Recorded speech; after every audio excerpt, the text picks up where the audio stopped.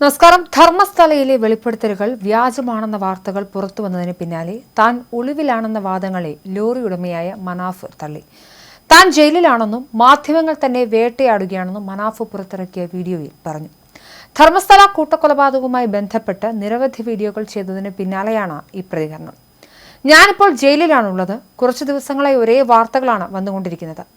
എന്നെ ജയിലിലാക്കാൻ വേണ്ടി കേരളത്തിൽ ഇപ്പോൾ കുറച്ച് മാധ്യമങ്ങൾ ഇറങ്ങിയിട്ടുണ്ട്. ജീവപര്യന്തമാക്കാനാണ് ഞാൻ ഉദ്ദേശിക്കുന്നത്. പക്ഷേ കൊലക്കുറ്റത്തിന് തൂക്കിക്കൊല്ലാനാണ് വിധിച്ചത്. ഇപ്പോൾ ജയിലിലാണ്. അൽ ജസീറയെ കൊണ്ടുവന്നത് ഞാനാണെന്നാണ് പറയുന്നത്. വിഷയത്തിൽ കോടിക്കണക്കിന് രൂപ എനിക്ക് വന്നിട്ടുണ്ടത്രേ. എവിടെ നിന്നാണ് വന്നതെന്നൊന്നും അവർ പറയുന്നില്ല. എന്നെ കർണാടക പോലീസ് അറസ്റ്റ് ചെയ്ത് ജയിലിൽ കൊണ്ടുപോയത്രേ. എന്തിനാണ് എന്നെ അറസ്റ്റ് ചെയ്യുന്നതെന്നാണ് ഞാൻ ആലോചിക്കുന്നത്. കേരളത്തിലുള്ളവരെ ഞാൻ ഈ വിഷയം അറിയിച്ചു. ഇത്രയും വലിയ കൂട്ടക്കൊലപാതകം ലോകത്തെ അറിയിച്ചു എന്നതാണ് ഞാൻ ചെയ്ത തെറ്റ്. എനിക്ക് അമ്മമാരുടെ കണ്ണുനീർ കാണാൻ ആഗ്രഹമില്ല. കൊല്ലപ്പെട്ടവർക്ക് നീതി ലഭിക്കണം. ഈ തെറ്റിനാണ് ഞാനിപ്പോൾ ജയിലിൽ അടക്കപ്പെട്ടിരിക്കുന്നത്. ന്യായം കിട്ടണമെന്ന് ആഗ്രഹിച്ചതാണ് എൻ്റെ തെറ്റെന്നും മനാഫ് പറഞ്ഞു. അതുപോലെ തന്നെ സുജാത ഭട്ട് എന്ന സ്ത്രീ പറയുന്ന കാര്യങ്ങൾ സത്യമാണെന്ന് വിശ്വസിക്കുന്നു. എല്ലാ സ്ഥലത്തുനിന്നും കിട്ടിയില്ലെങ്കിൽ പോലും 1-2 സ്ഥലത്തുനിന്നും കിട്ടിയ അസ്ഥികൾ മനുഷ്യൻ്റെതാണല്ലോ. അത് ആരുടേതാണെന്നും മനാഫ് ചോദിച്ചു. കൊലപാതകം ആര് എന്തിനു ചെയ്തു എന്ന് ചോദിച്ചാണ് തെറ്റ് ചെയ്തത്. ഏത് പോലീസ് വന്നാലും പ്രശ്നമില്ല. തെറ്റുണ്ടെങ്കിൽ തന്നെ തൂക്കിക്കൊല്ലാവുന്നതാണെന്നും മനാഫ് കൂട്ടിച്ചേർത്തു. ന്യായത്തിനു വേണ്ടിയാണ് ഞാൻ സംസാരിച്ചത്. ഇനിയും സംസാരിക്കും.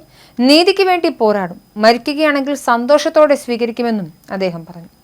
ഷിരൂരിലും സമാനമായ പ്രചരണങ്ങൾ നേരിട്ടെന്നും ഇന്നും വേട്ടയാടപ്പെടുന്നുണ്ടെന്നും മനാഫ് പറഞ്ഞു. ഈ പോരാട്ടത്തിൽ അവസാനം വരെ നിലയുറപ്പിക്കും.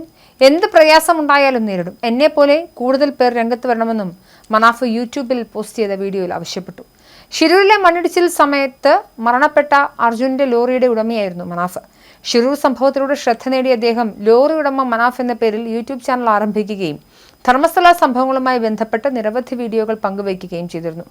അതേസമയം ധർമ്മസ്ഥല വെളിപ്പെടുത്തൽ വ്യാജമാണെന്ന് കണ്ടെത്തിയതോടെ വെളിപ്പെടുത്തൽ ആദ്യം റിപ്പോർട്ട് ചെയ്ത യൂട്യൂബ് ചാനൽ ഉടമയെ അന്വേഷണ സംഘം ചോദ്യം ചെയ്തതായി റിപ്പോർട്ടുണ്ട്.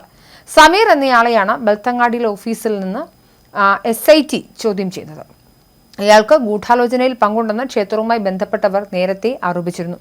ഈ സംഭവത്തിൽ കൂടുതൽ അന്വേഷണങ്ങൾ നടക്കുകയാണ്. അറസ്റ്റിലായ മുൻ ശുചീകരണ തൊഴിലാളി CN ചിന്നയ്യ ഹാജരാക്കിയ തലയോട്ടിയെപ്പറ്റി SIT അന്വേഷണം നടത്തുകയാണ്. ഈ തലയോട്ടി ആരുടേതാണെന്ന് കണ്ടെത്താനാണ് SITയുടെ തീരുമാനം. തലയോട്ടിയിൽ ഉണ്ടായിരുന്ന മണ്ണ് ധർമ്മസ്ഥലയിലെ മണ്ണുമായി യോജിക്കുന്നില്ലെന്ന് ഫോറൻസിക് പരിശോധനയിൽ കണ്ടെത്തിയിരുന്നു. വലിയ ഗൂഢാലോചന വെളിപ്പെടുത്തലിന് പിന്നിലുണ്ടെന്നും കണ്ടെത്തി. 2023 ഡിസംബറിൽ ഒരു സംഘം 2 ലക്ഷം രൂപ നൽകിയെന്ന് ചിന്നയ്യ അന്വേഷണ സംഘത്തിന് മൊഴിയും നൽകിയിരുന്നു.